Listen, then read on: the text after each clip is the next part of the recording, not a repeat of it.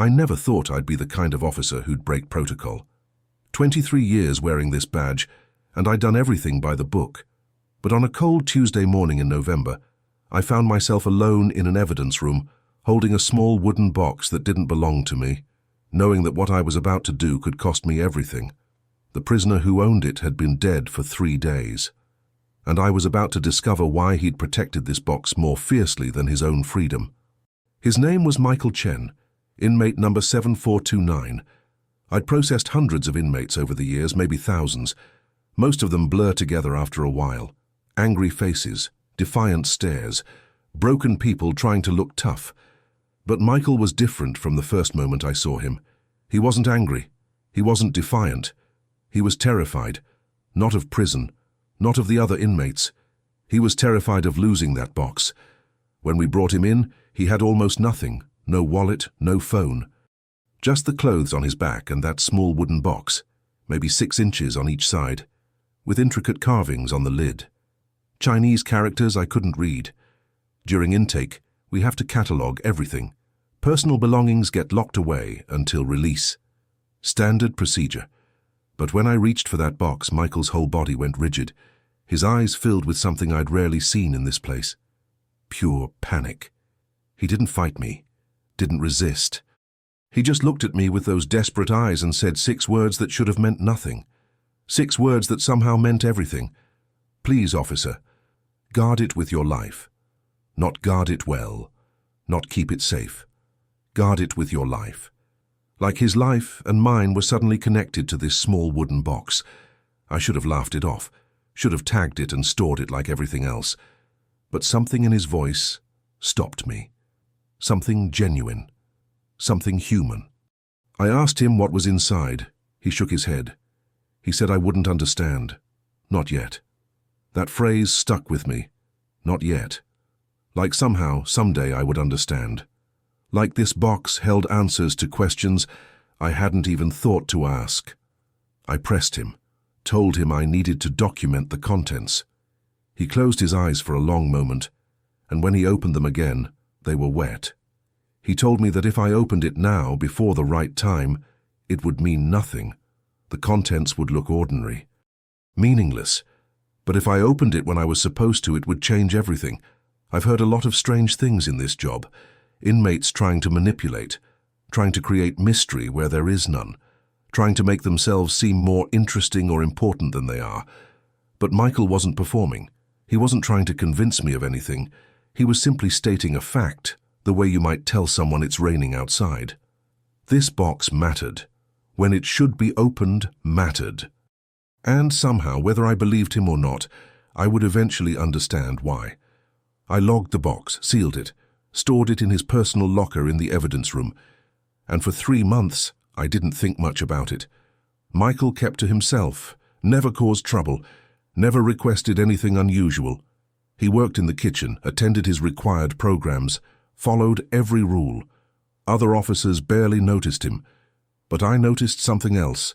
Every few days, he'd ask me the same question. Is the box still safe? Not is my box still there, is the box still safe, like it was a living thing that needed protection. Then last Friday morning, I arrived for my shift and heard the news. Michael had collapsed during breakfast. Heart attack. They rushed him to the medical unit, but it was too late. He was 41 years old, no previous health issues on record, no warning signs, just gone. And my first thought, the very first thing that entered my mind, wasn't about procedure or paperwork. It was about that box. What happens to the box now? According to protocol, unclaimed property from deceased inmates gets held for 90 days. Family can claim it if they come forward. After 90 days, if nobody claims it, we dispose of it or donate it depending on what it is. Simple, clean. But I couldn't stop thinking about Michael's words. Guard it with your life. Open it when you're supposed to. How would I know when I was supposed to? And what made him so certain that moment would come? 3 days after his death, I was assigned to sort through deceased inmate property. Routine task, usually takes an hour. I pulled Michael's items, 1 box. That was it. Everything else he'd accumulated during his sentence, the few books and letters and commissary items, he'd given away in his final week. Like he knew. like he was preparing. But the box remained. And attached to it now was a note I hadn't seen before, a note that hadn't been there when I'd logged it, a note that shouldn't exist. The note was in Michael's handwriting. I recognized it from his intake forms. It had today's date on it. 3 days after his death, impossible. But there it was. 4 words written in careful block letters. "You're ready now, officer." My hands started shaking. I looked around the evidence room. Empty. No cameras in this particular corner, no witnesses. Just me and a box and a note that couldn't exist. And a choice. Follow protocol or open it, you're still here. That means you want to know what I did. That means you need to know what was inside. Good. Because what happened next didn't just change my life. It changed how I see every person who walks through these doors. Every story I thought I knew. Every judgment I thought was fair. I didn't open the box that day. I know you expected me to. I expected me to. But standing there in that evidence room, holding something that felt heavier than wood and whatever was inside, I realized I was afraid, not of losing my job, not of breaking rules. I was afraid of what Michael had seen in me that I couldn't see in myself, afraid that he was right, that I was ready for something I didn't understand yet. I put the box back, locked the cage, walked out, went home that night, and couldn't sleep. My wife asked me what was wrong. I told her nothing. How do you explain that a dead inmate left you a message from beyond the grave? How do you explain that you believe it means something? She would have told me I was working too hard, that I needed time off. Maybe she would have been right. But I couldn't shake the feeling that Michael had chosen me specifically, out of all the officers, out of all the people in his life. He'd chosen me to receive whatever truth that box contained. The next morning I started digging into Michael's file. Everything I could access. Arrest records, court transcripts, background information. I needed to know who this man really was, why he'd ended up here. What could drive someone so seemingly gentle to commit a crime serious enough for a 3-year sentence? What I found made no sense. Michael had been convicted of breaking and entering, but not theft. He'd broken into a house, and when the police arrived, he was just sitting in the living room, waiting. He didn't take anything, didn't damage anything, just entered and sat there. The house belonged to a woman named Patricia Holloway, 67 years old, retired school teacher. She'd been the one to call the police. In her statement, she said she'd come home from grocery shopping and found a strange man sitting on her couch in the dark. She'd screamed, run to a neighbor's house, called 911. When officers arrived, Michael was still sitting there. He didn't resist arrest, didn't try to explain himself. He just looked at Patricia through the window as they put him in the patrol car. She said his expression was the strangest thing she'd ever seen. Not threatening, not apologetic, just infinitely sad. At trial, Michael's public defender tried to argue mental health issues, depression, possible psychotic break, but Michael refused to cooperate with that defense. He told the judge he was completely sane. He knew what he'd done. He knew it was illegal. He had no excuse and wanted no leniency. The judge seemed frustrated by this. Even the prosecutor seemed confused. They'd expected him to fight the charges or at least explain his actions. But Michael just accepted his sentence and asked to be processed as quickly as possible. Like he wanted to be in prison. Like that was the entire point. I found Patricia Holloway's address in the case file. I know I shouldn't have. I know what I was doing was crossing lines that officers don't cross. But I needed answers. I needed to understand what connected Michael to this woman. Why her house? Why that moment? Why any of it? So on my day off, I drove 2 hours to the small town where she lived. I didn't have a plan. Didn't know what I'd say. I just needed to see her.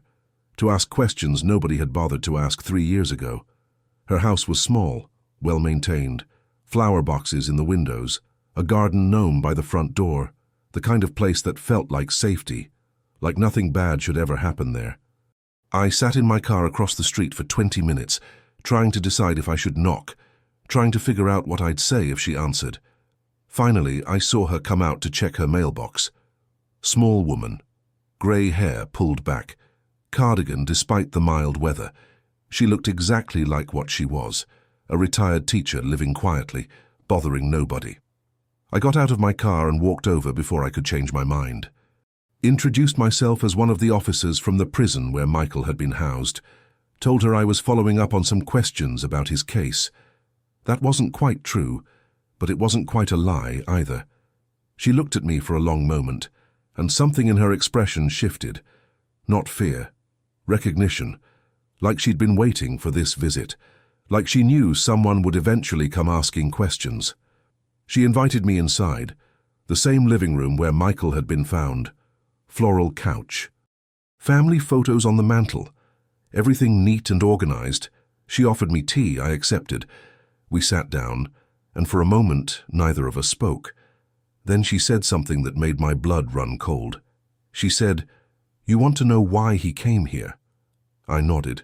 She smiled, but it was the saddest smile I'd ever seen. She said because I asked him to. I must have looked shocked because she continued quickly. Not directly, not in words he could have heard. But I asked.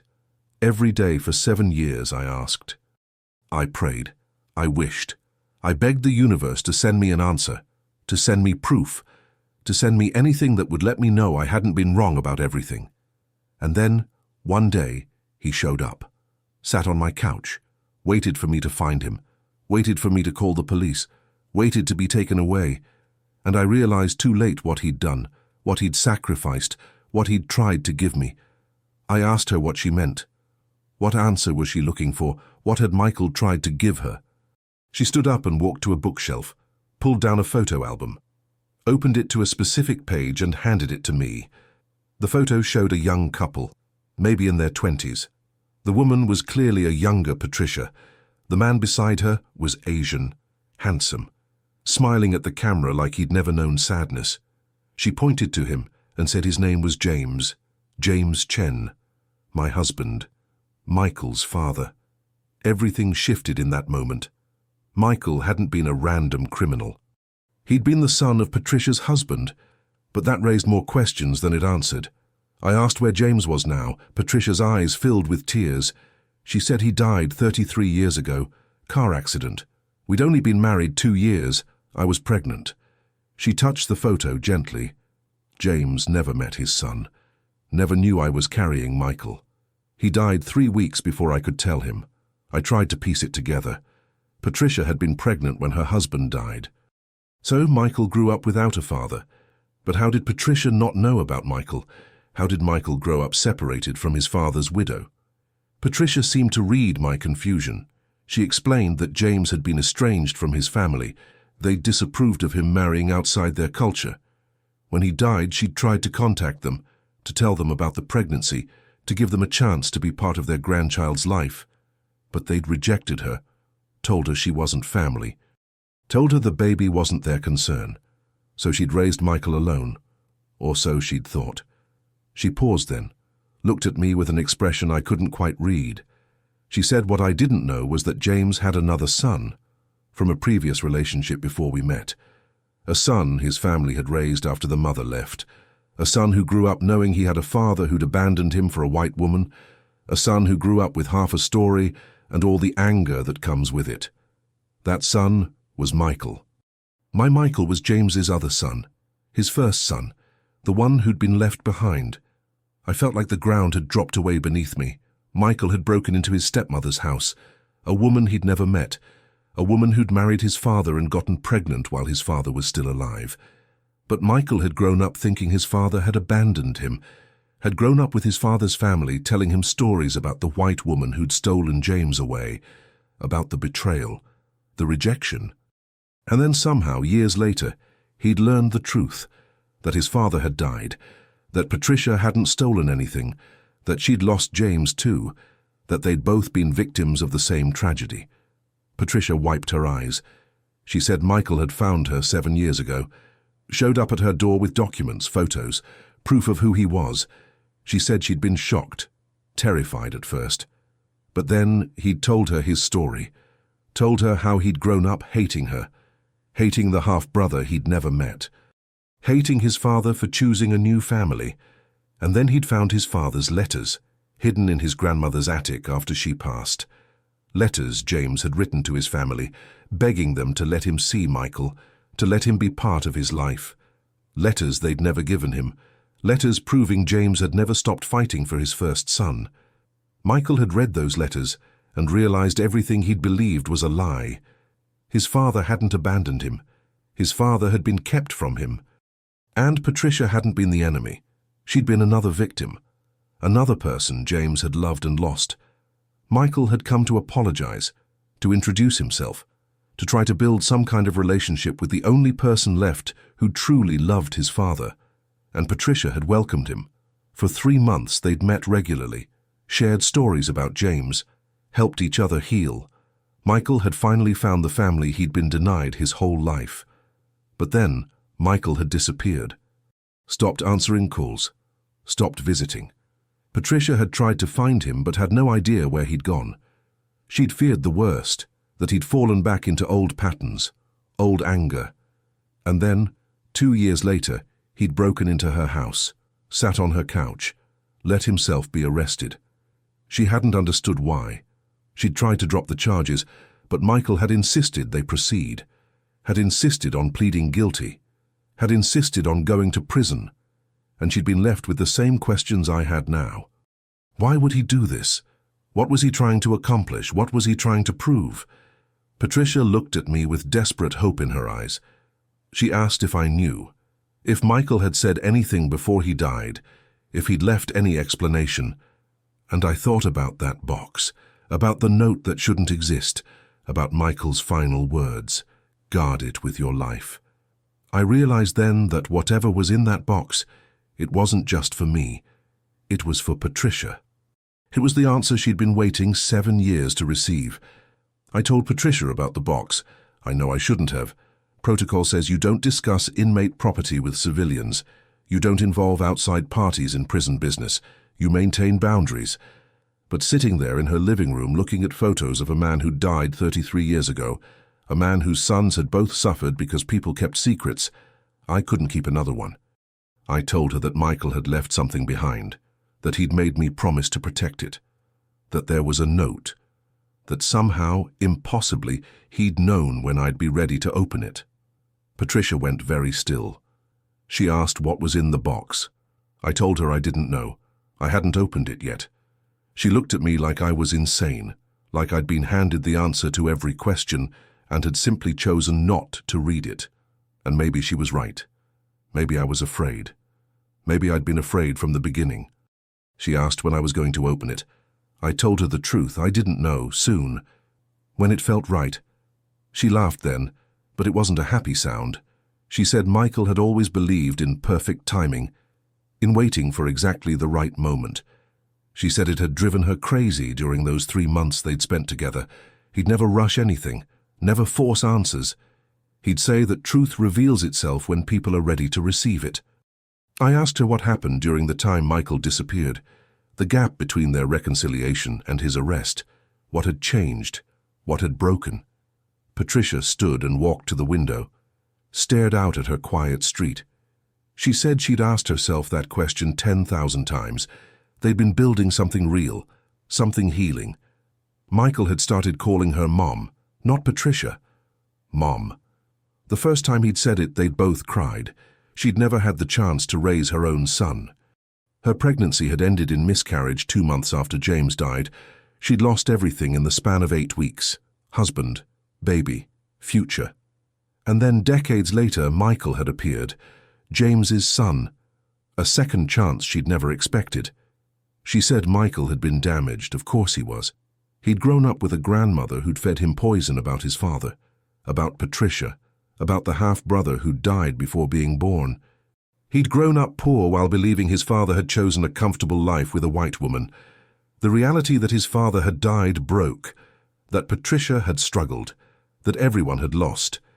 It didn't erase the childhood Michael had endured, the anger, the bitterness, the sense of abandonment, but it gave him someone to forgive. And he'd been trying so hard to forgive. They'd talked about his childhood.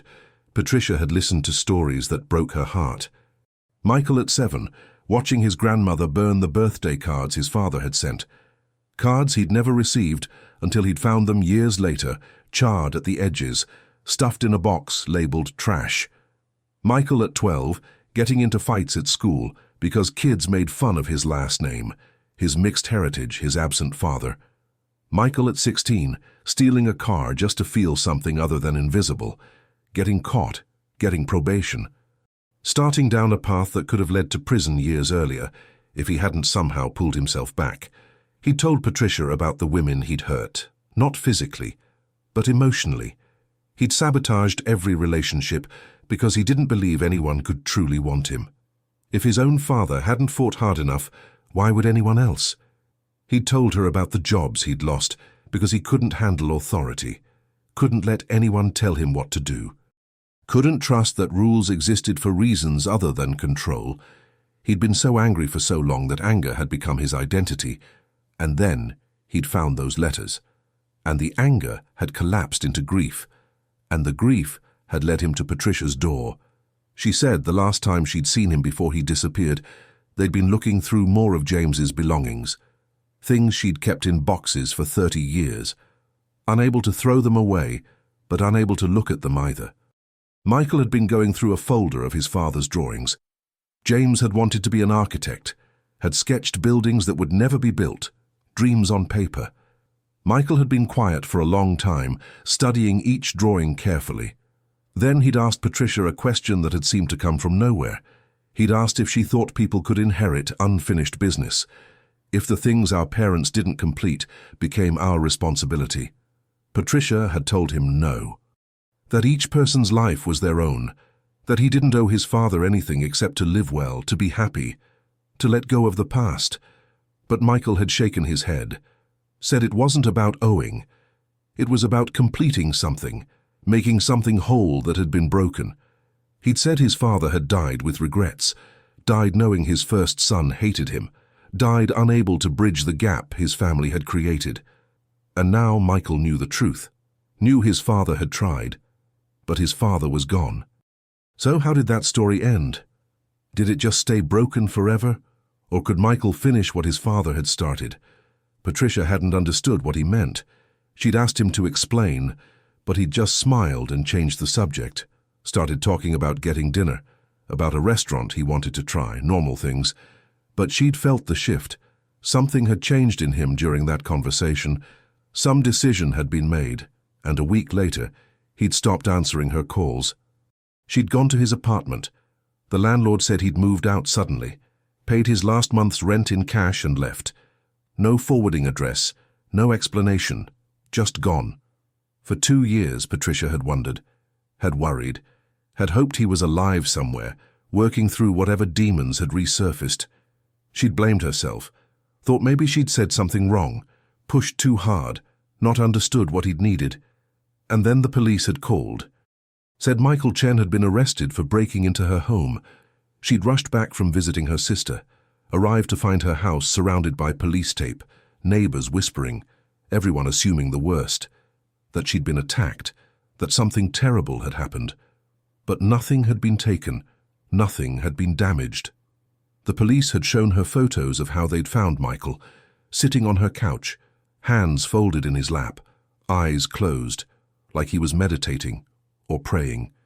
When they'd asked him why he was there, he'd said he was keeping a promise. They'd asked what promise, he'd said they wouldn't understand, not yet. Patricia had tried to visit him in jail before trial. He'd refused to see her, sent a message through his attorney, said he was sorry, said everything would make sense eventually, said she needed to trust him one more time. She'd tried to testify on his behalf, tried to explain their relationship, tried to tell the court that this wasn't a crime in any normal sense, but Michael's attorney had asked her not to, said Michael had specifically requested that she not be involved in his defense, that he wanted to plead guilty, that he wanted to serve his time. Patricia had been devastated, confused, angry. She'd felt betrayed all over again, just like when James had died. Someone she loved had made a choice that hurt her without explaining why.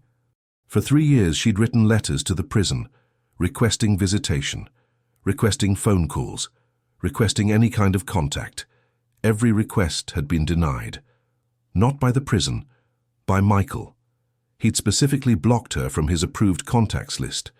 She'd tried to understand, tried to respect his wishes, but it had felt like abandonment, like he'd come into her life, made her hope again, made her love again, and then disappeared into a system she couldn't reach. She'd spent 3 years wondering if she'd imagined the whole thing, if their connection had been real or just wishful thinking, if Michael had ever really cared, or if she'd been part of some plan she couldn't comprehend. And now he was dead. And I was sitting in her living room telling her about a box she couldn't see, about a note that defied logic, about last words that promised understanding. She looked at me with 33 years of accumulated grief in her eyes. She asked me what I thought was in the box. I told her I had theories, none of them made sense. She asked me to guess anyway, so I told her what I'd been thinking, what had kept me awake at night. I said I thought Michael had been trying to protect her from something, that breaking into her house hadn't been random or symbolic. It had been strategic. He'd needed to be arrested, needed to go to prison. But why? What threat required him to remove himself from society? What danger had he been trying to prevent? Patricia's face went pale. She sat down heavily. She said there was one thing she hadn't told me. One detail she'd left out because it had seemed unrelated. But maybe it wasn't. Maybe nothing was unrelated. She said that during those 3 months with Michael, he'd asked her strange questions about James's family, about his grandmother specifically, about whether Patricia had ever met her. Patricia had said no. The woman had refused all contact, had sent back every letter unopened, had made it clear that Patricia was not welcome. Michael had seemed relieved by this. Then he'd asked if Patricia had ever received anything from the family after James died. Money, property, anything.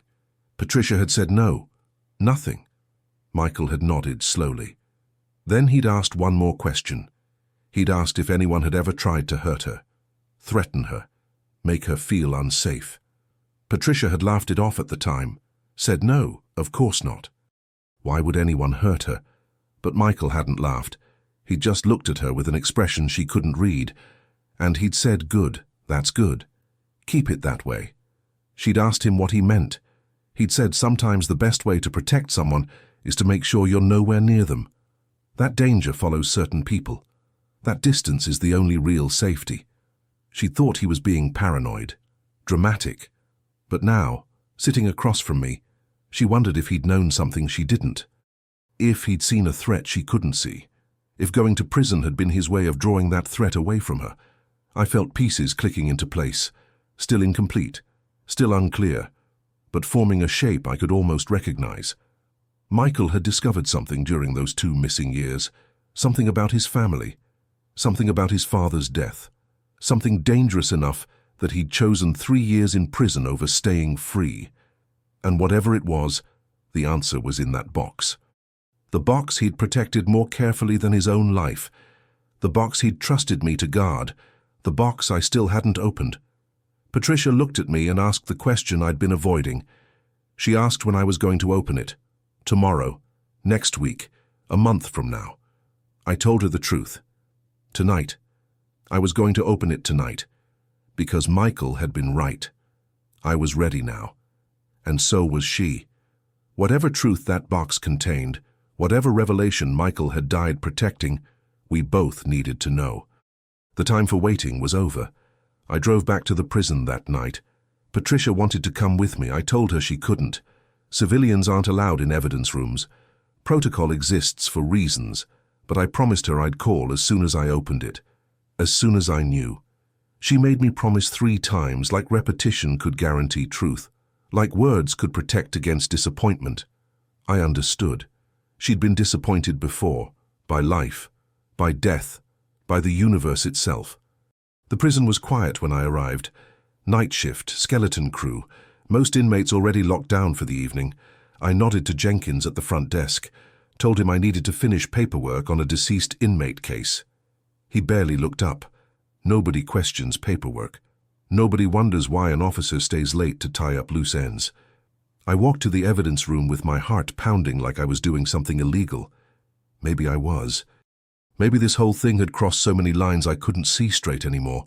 I unlocked the cage, found Michael's box exactly where I'd left it. The note was still attached. "You're ready now, officer." I pulled out my phone, called Patricia. She answered before the first ring finished. I told her I was about to open it. She went silent. I could hear her breathing, fast, shallow, afraid. I asked if she wanted me to wait. She said no, said she'd been waiting 3 years. What was 3 more minutes? But her voice shook.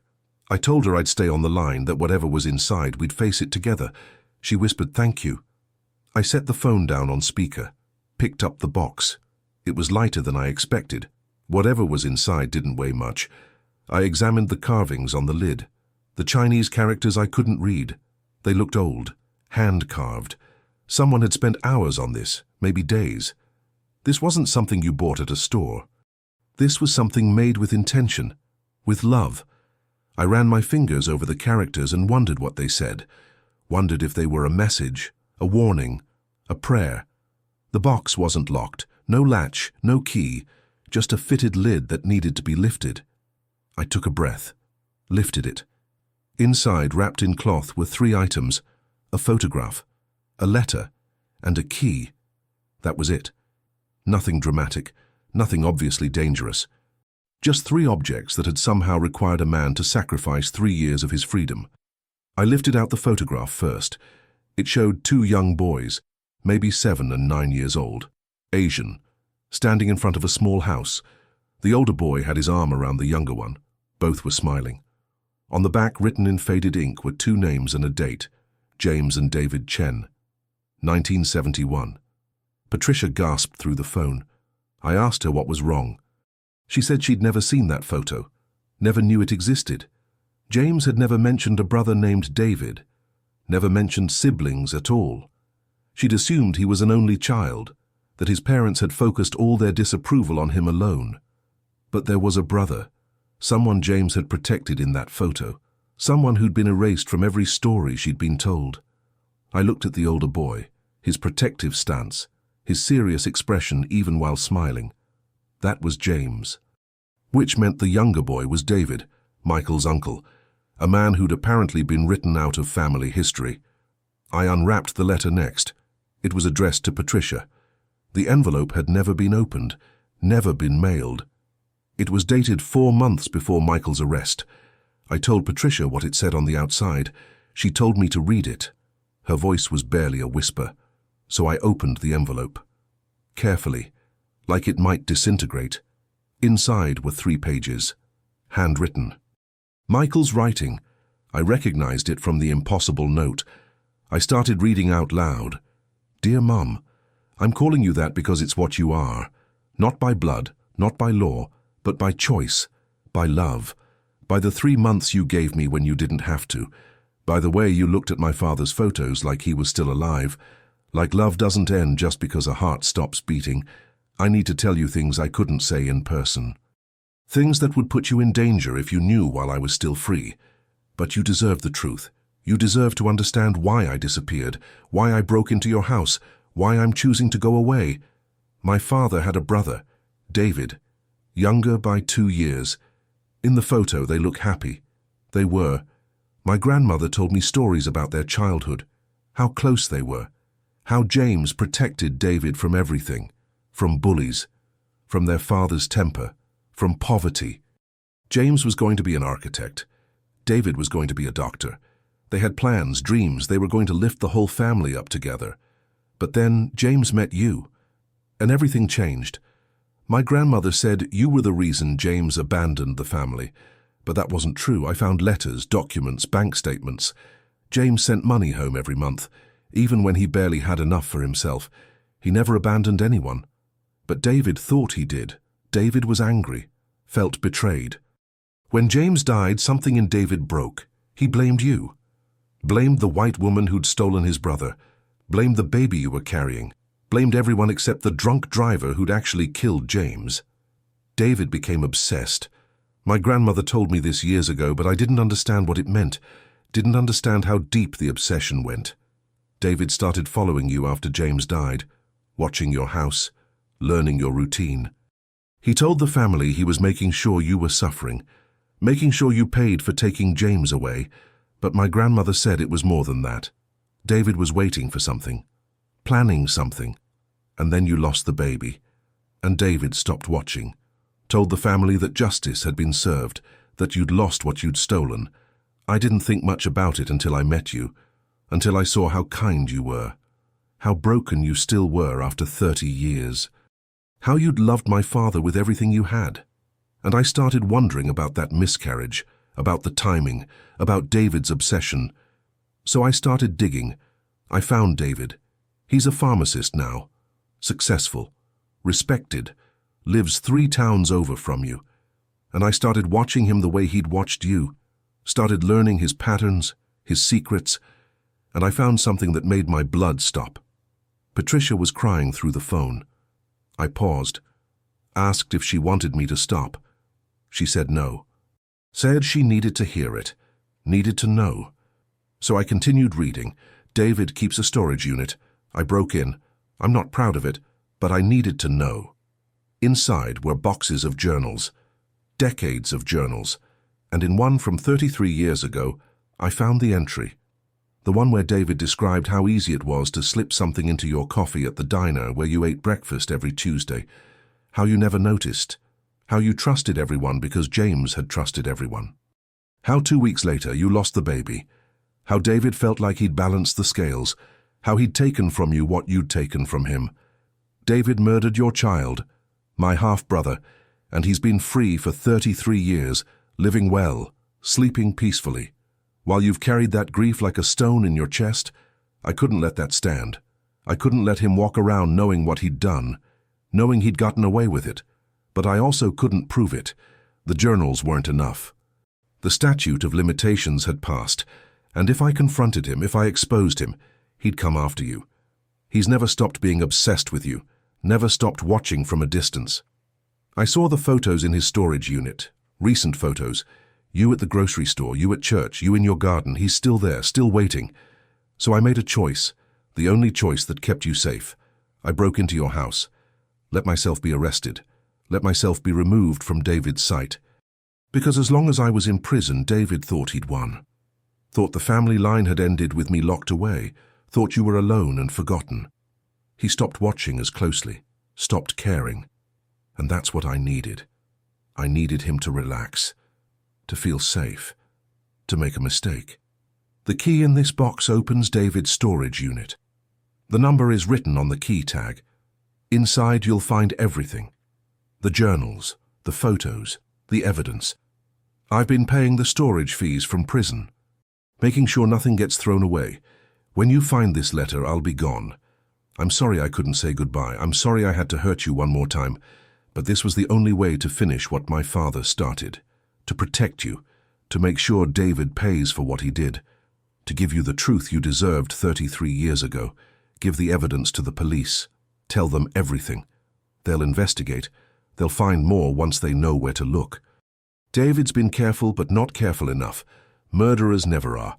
They think time makes them invisible, but time just gives them more chances to leave traces, more chances to be caught. And now he will be. Because of you. Because you refused to give up on my father's memory. Because you welcomed his angry son into your home and loved him anyway. You saved me. Now save yourself. Make David answer for what he did.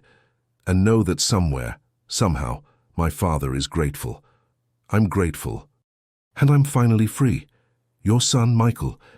The silence on the phone lasted forever. I could hear Patricia breathing, ragged, broken. Then she said something I didn't expect. She said Michael was wrong. Her voice was steady despite the tears, calm despite the revelation. She said Michael was wrong about everything. I felt my stomach drop, asked her what she meant. The letter was clear. The evidence was real.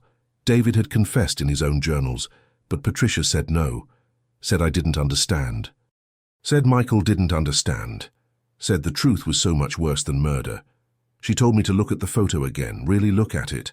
I picked it up. 2 boys, James and David. Brothers, protective, happy. She asked me what I saw. I described it. 2 boys who loved each other. She said, look at their faces. Really look. I stared at the faded image, and then I saw it. The resemblance. The younger boy, David. He looked exactly like Michael. Same eyes, same expression, same everything. Patricia said, "Now you see it. Now you understand what I understood the moment Michael showed up at my door." She said when Michael had first introduced himself, shown her his identification, proven he was James's son, she'd felt something was off. The timeline was wrong. James had been with her for 2 years before he died. They'd been inseparable. There was no way he'd had another child during that time, and Michael claimed to be 28 when they met.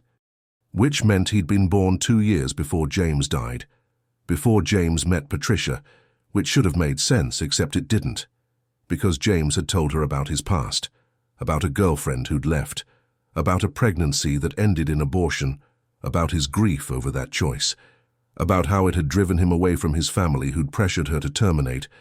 But Michael existed, which meant either James had lied about the abortion or something else had happened. Patricia had asked Michael about his mother. He'd said she'd left when he was a baby, that his grandmother had raised him, that his mother wanted nothing to do with the family. Patricia had accepted this, had wanted to accept it, had needed Michael to be James's son because it meant James lived on somehow, but doubts had nagged at her, small inconsistencies in Michael's stories, things that didn't quite align with what she knew about James. Then one day Michael had shown her his birth certificate. Original, not a copy, and Patricia had seen something that made her heart stop. The mother's name. Linda Chen, not a girlfriend, not some woman James had dated before Patricia. Linda Chen, James's mother, Michael's grandmother, the woman who'd supposedly raised him after his mother abandoned him. But that made no sense. Why would the grandmother be listed as the mother? Michael had explained it away, said his grandmother had legally adopted him, had the birth certificate amended, common practice. Patricia had wanted to believe it, but something felt wrong. She'd started researching, quietly, without telling Michael. She'd found James's family records, birth certificates, marriage licenses, and she'd found something that changed everything. James's mother, Linda, had only one son, James. No other children listed, no adoption records, no fostering records, nothing. She'd dug deeper. Found medical records she shouldn't have accessed, records showing Linda Chen had a hysterectomy at age 23. Years before Michael claimed to be born, Linda couldn't have had another child, couldn't have been Michael's mother or grandmother, which meant everything Michael believed about himself was a lie. Patricia had confronted him, gently, carefully, shown him what she'd found. Michael had gone white, silent, then angry, said she was wrong, said the records were wrong, said he had proof. He'd shown her photos, letters, things his grandmother had given him, things that proved he was James's son. But Patricia had looked at those items with new eyes, and she'd seen the manipulation, the fabrication. Someone had created an entire false history. Someone had raised Michael to believe he was James's son. But why? Who would do that? And then Patricia had understood. David. David had been 9 when James died, old enough to remember, old enough to grieve, old enough to be poisoned by family bitterness. He'd grown up angry, obsessed, blaming Patricia for his brother's death. And at some point, David had done something unthinkable. He'd stolen a child, or bought one, or somehow acquired an infant and raised him as James's son. Raised him with stories of abandonment and betrayal. Raised him to hate the white woman who'd stolen his father. Raised him as a weapon aimed at Patricia. Michael wasn't James's son. Michael was David's creation. A living manifestation of revenge. I felt sick. Asked Patricia if Michael knew. She said yes. She'd told him everything, shown him the evidence, and Michael had broken. Completely. He'd believed his entire life that he was James Chen's son, that his father had loved him but been kept away, that his identity was real even if his childhood was painful. Learning it was all a lie destroyed him. He wasn't James's son, wasn't Patricia's stepson, wasn't connected to this family at all. He was just some random child David had twisted into a weapon, and he'd loved Patricia, called her mom, built a relationship on a foundation that didn't exist. Patricia said Michael had disappeared that day, the day she told him. He'd run out of her house, and she hadn't seen him for 2 years, until he'd broken in. until he'd gotten himself arrested. She'd thought he'd done it out of anger, out of betrayal, out of wanting to hurt her the way she'd hurt him with the truth. But now, reading his letter, she understood. Michael had learned something else during those 2 years, something about David, something that made him sacrifice his freedom to protect her. But he'd written the letter believing he was James's son, believing he had the right to call her mum, which meant he'd never accepted the truth, or he'd found evidence that proved her wrong. She told me to look at the key again, look at the tag. I picked it up. The storage unit number was there. But there was something else, something I'd missed. An address handwritten on the back, and a name, not David Chen, Linda Chen, Michael's supposed grandmother, the woman who'd raised him, the woman who couldn't have been his biological grandmother. Patricia said that's where we'd find the real truth, not in David's storage unit, in Linda's belongings, in whatever Michael had discovered that made him believe again, that made him willing to die believing he was protecting his real mother. I asked Patricia what she thought we'd find. She said she didn't know.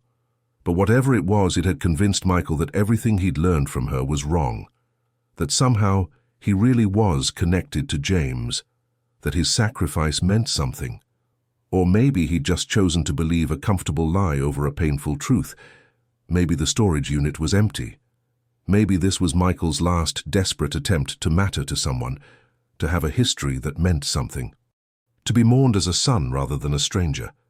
But Patricia's voice changed when she said that, became uncertain. She said there was one thing she'd never been able to explain, one piece that didn't fit her theory. When Michael had first come to her door, before she'd suspected anything, before she'd investigated, she'd looked into his eyes and seen James. Not a resemblance, not a similarity. She'd seen her dead husband looking back at her. She'd felt recognition in her bones. Every time Michael smiled, she saw James. Every time he tilted his head a certain way, she saw James. It could have been wishful thinking, could have been grief playing tricks, but it had felt real, undeniable. And she'd never been able to shake that feeling, even after learning the truth about the records.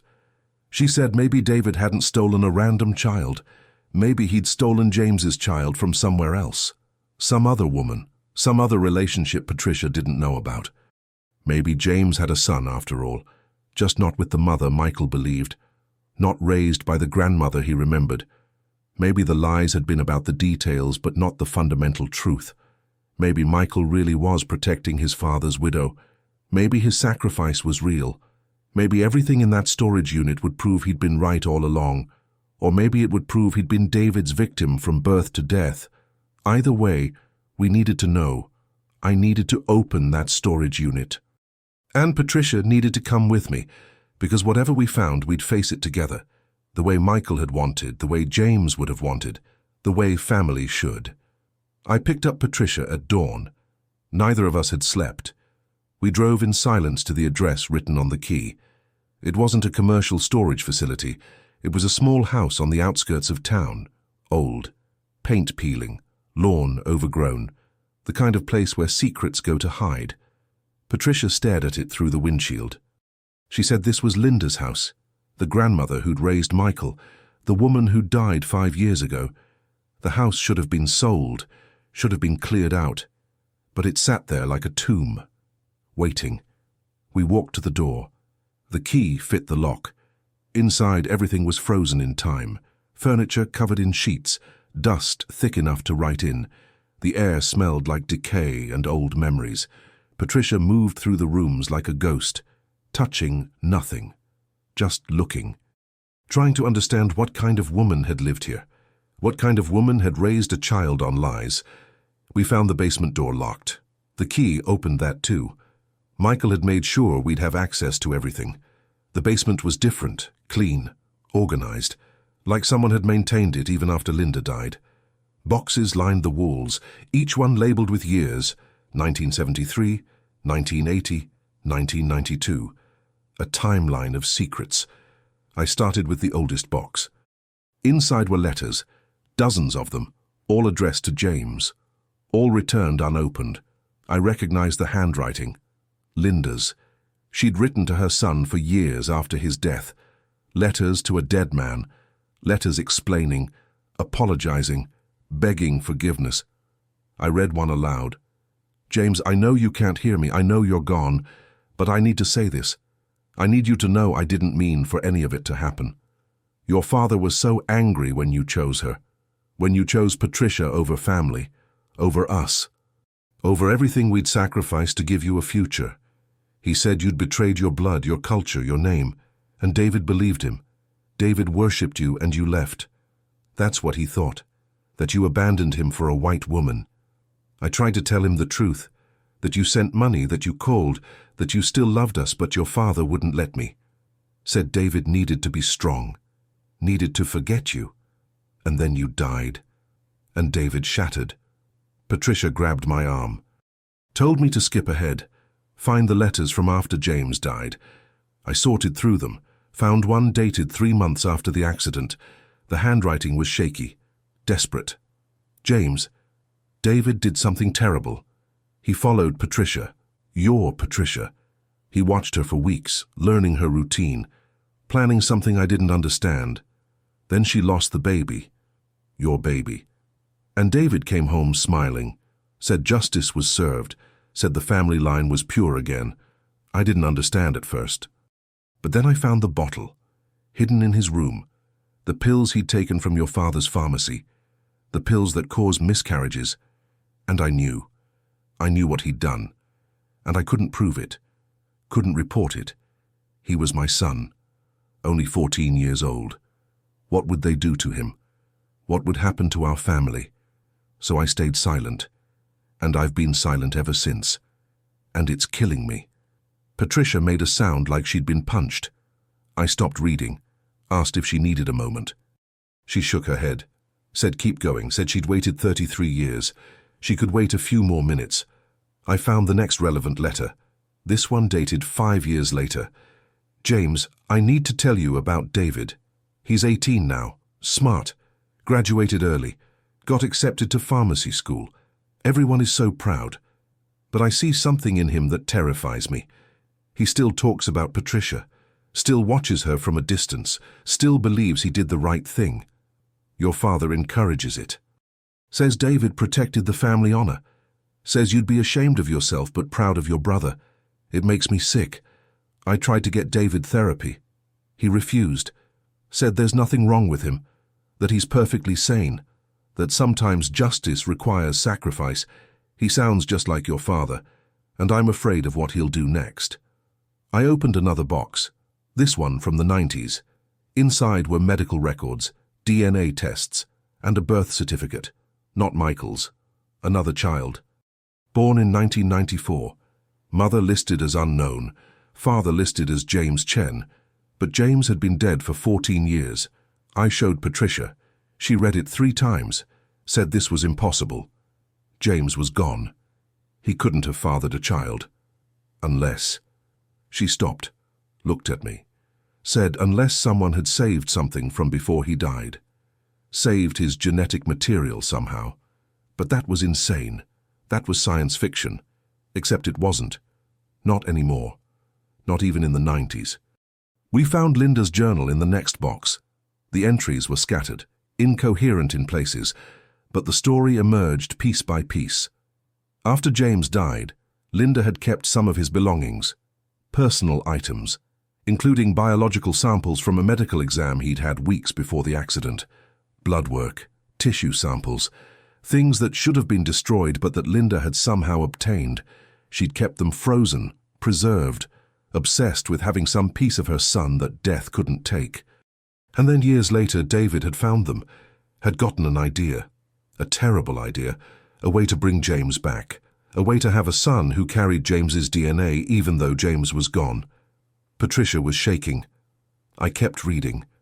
Linda wrote that David had used his pharmacy connections, had found a doctor willing to do something unethical, something illegal. Artificial insemination using James's preserved genetic material. They'd found a surrogate, a desperate woman who needed money, who agreed to carry a child for cash and then disappear. And they'd created Michael, not naturally, not through any normal process, but through science and obsession and grief twisted into something dark. Michael really was James's biological son, born 9 years after his father died, raised by his grandmother and uncle, fed lies about his origins because the truth was too strange, too unnatural, too wrong. Linda wrote that she'd gone along with it at first, convinced herself it was beautiful, that she had her son back in some way, that Michael was a gift. But as he grew, as he looked more and more like James, as he moved and spoke and smiled like James, she'd felt horror instead of joy. This wasn't her son. This was a ghost, a copy, something that shouldn't exist. And David was raising him with poison, raising him to hate Patricia, to blame her for James's death, to believe his father had abandoned him when his father had never even known he would exist. It was wrong. All of it was wrong, but what could she do? Admit the truth, destroy Michael's sense of self, send David to prison. So she stayed silent, and hated herself for it. The last entry in the journal was dated 1 week before Linda died. She wrote that she'd told Michael everything, that she couldn't die carrying this secret, that he deserved to know who he really was, how he'd been created, why his childhood had been built on lies. She wrote that Michael had listened quietly, had asked questions, had cried, and then he'd thanked her, said it explained everything he'd always felt, the sense of wrongness, of being out of time, of being created for someone else's purposes. He'd said he forgave her, that she'd been a victim too, that David was the real villain in this story, and he'd promised her something. He'd promised he'd make it right, he'd protect Patricia the way his father would have wanted, he'd stop David from causing more harm, and then he'd disappeared. And Linda had died hoping he'd found peace somewhere, hoping her confession had freed him instead of destroyed him. I looked at Patricia. She was crying silently. I asked her if she understood now.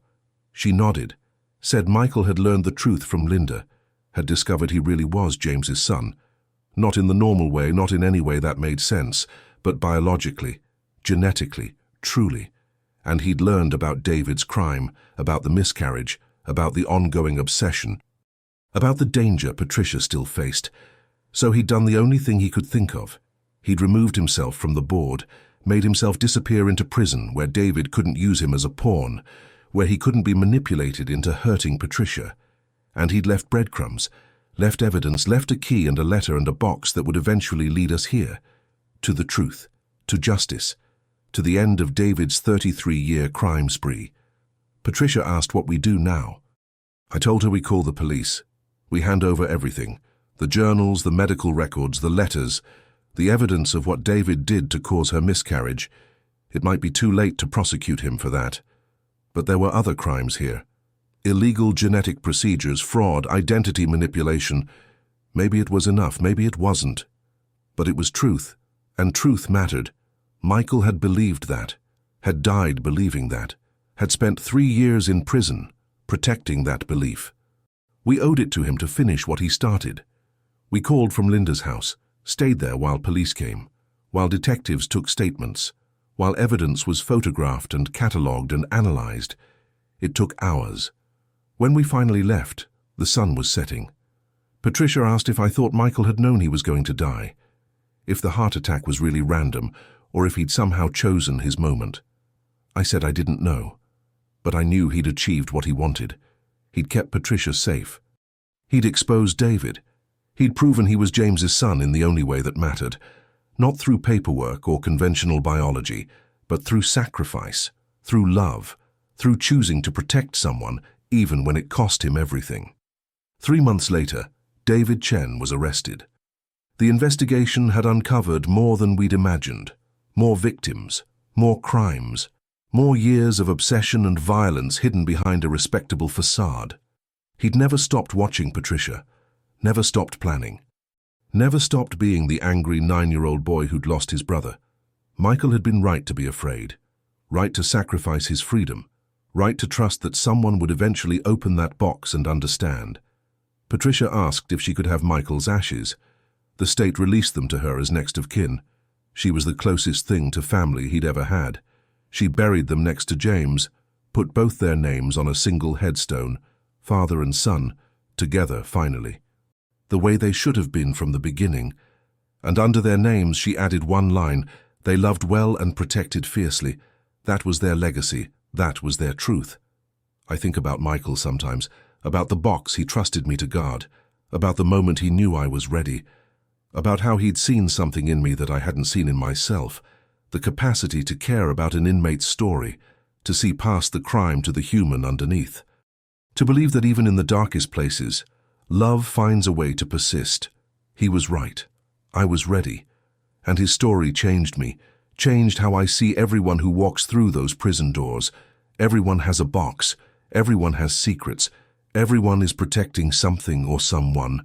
And sometimes the most important thing we can do is guard those secrets until the right moment arrives, until truth can finally be spoken, until justice can finally be served. What about you? Have you ever kept a secret that changed everything once revealed? Have you ever protected someone by disappearing? Have you ever discovered that your whole life was built on a lie and chosen to love the people involved anyway? Tell me in the comments. Tell me your story, because everyone's story matters. Everyone's truth deserves to be heard. And maybe, just maybe, your story will help someone else understand their own. That's what Michael would have wanted. That's what stories are for.